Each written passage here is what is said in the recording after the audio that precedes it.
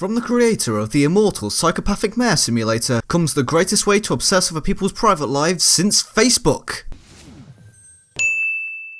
In a world filled with games about historical warfare, futuristic societies and naked babies, for some reason one of the most popular PC games ever is a glorified dollhouse. The Sims is a game for people who have nothing better to do with their lives than simulate fictional lives more interesting than theirs, or for people who want to procrastinate from real life chores by performing simulated chores. You may not have heard of it as it's a fairly small franchise that hasn't released that many games. Create yourself, or the better version of yourself that you would be if you didn't spend so much time playing this game, and live the life you've always dreamed of. From the thrill of marrying somebody you met earlier that day to the excitement of paying bills, your Sims' future is in your hands.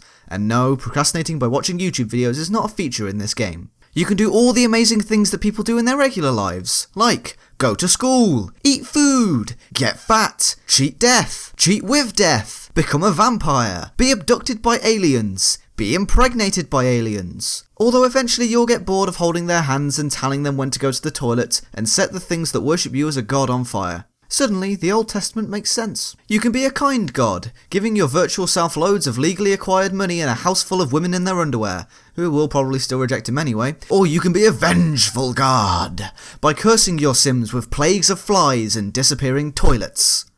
Why is it blue?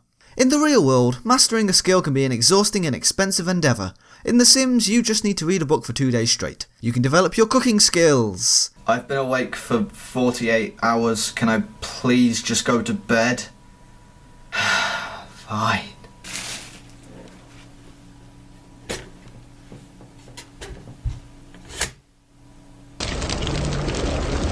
You can develop your mechanical skills. Okay, I've read DIY for Dummies.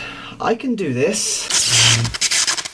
And talking to yourself in the mirror somehow makes you more charismatic. God, you're beautiful. No, you're beautiful. I'm gonna die alone. Unlike humans, Sims can handle this constant productivity because they're incredibly intelligent beings, so long as they're not asked to navigate their way over a fence or figure out how to get through a doorway. Over the years, The Sims has grown from being a simple life simulator in a simple town to being a complex game in an open, loading free world that includes toddlers, terrain modifications and cars.